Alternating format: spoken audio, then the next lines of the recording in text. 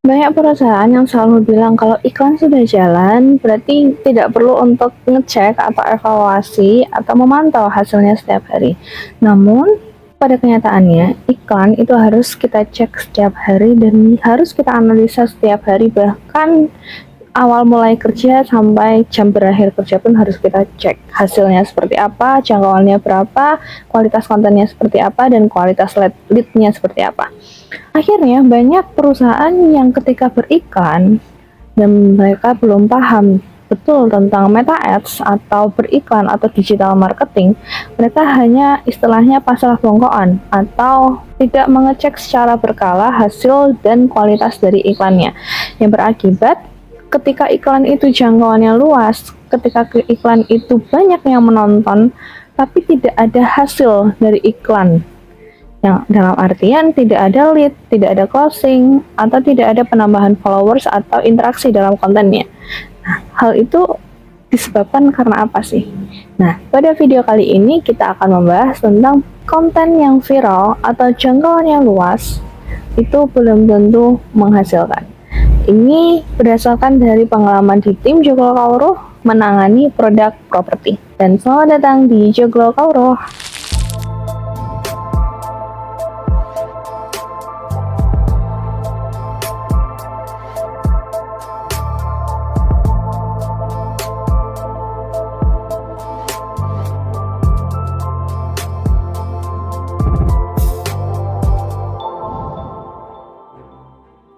Nah, pada kasus yang kami alami untuk produk properti di sini adalah di salah satu daerah luar Pulau Jawa, dan kami menjalankan iklannya kurang lebih selama 7 sampai 14 hari kemungkinan. 7 sampai 14 hari, dan di sini menariknya adalah jangkauan atau konten ini viral tersampaikan kepada 36.000 orang di kota tersebut. Dalam catatan kota tersebut ya.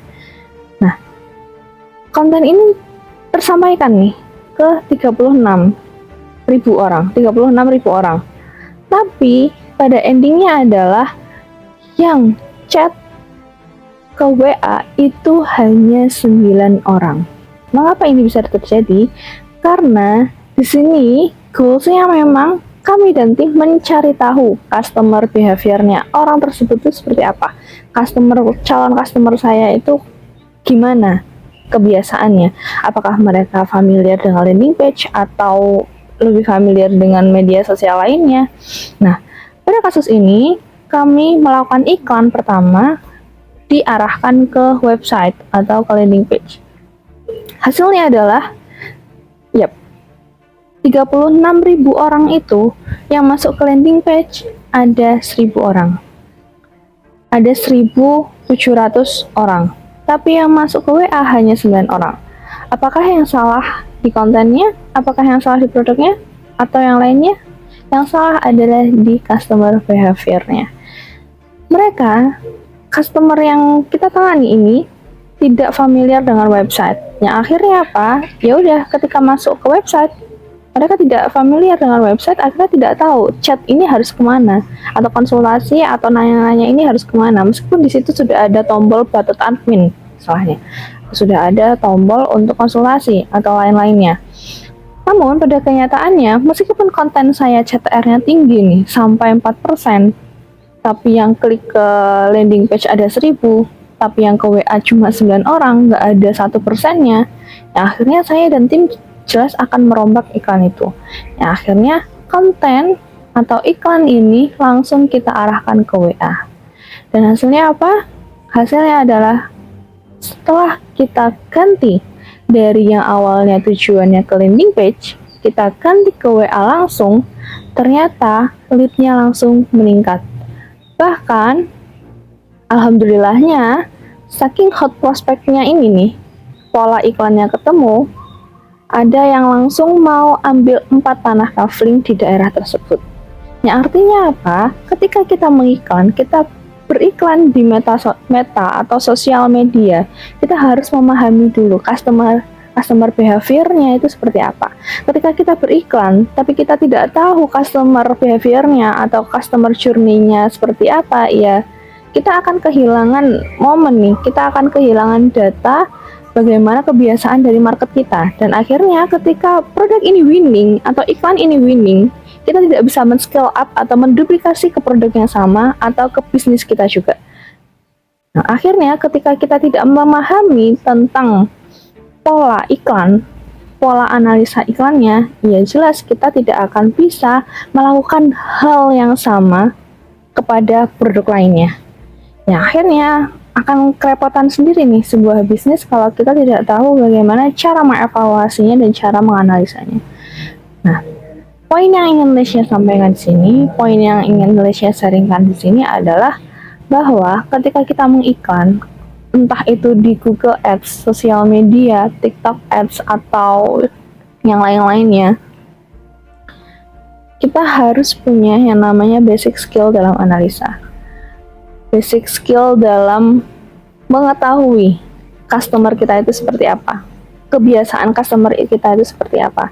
Terkadang banyak perusahaan yang hanya memasrahkan kepada Meta dan tidak menganalisa hasilnya, yang akhirnya banyak juga yang menganggap Meta itu tidak works atau Google itu tidak works atau jelek istilahnya. Padahal ya, kita itu sebagai pengguna tools tersebut, tools tidak bisa berpikir. Meskipun ada AI, tools itu tidak bisa berpikir secara mandiri. Kita yang harus mengelola mereka, kita yang harus memanfaatkan mereka, dan kita yang harus memberikan prompt-nya kepada mereka. ChatGPT pun kita harus memberikan prompt yang detail, perintah yang detail, agar menghasilkan sebuah copywriting atau hasil kalimat yang menarik.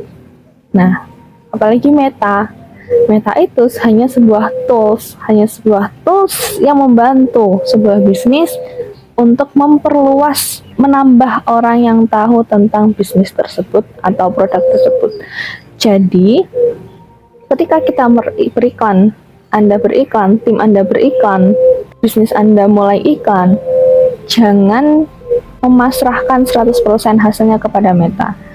Kita sebagai advertiser atau pemilik produk atau owner atau manajemen yang harus bisa menganalisa apakah Meta memberikan data yang sesuai dengan yang kita butuhkan. Apakah hasilnya menarik untuk market atau justru malah sebaliknya kita menemukan data-data baru mengenai customer behavior. Nah, itu pengalaman Lesya dalam menghandle bisnis properti tanah kafling di sebuah kota luar Pulau Jawa. Dan hasilnya adalah customer behavior-nya mereka tidak familiar dengan landing page, dan akhirnya kami runningkan ke WA langsung, dan akhirnya chat atau lead itu matang. Ya, begitu pengalaman dari Lesya dan tim dalam menghandle bisnis ini, dan semoga menambah insight-nya teman-teman, dan sampai jumpa.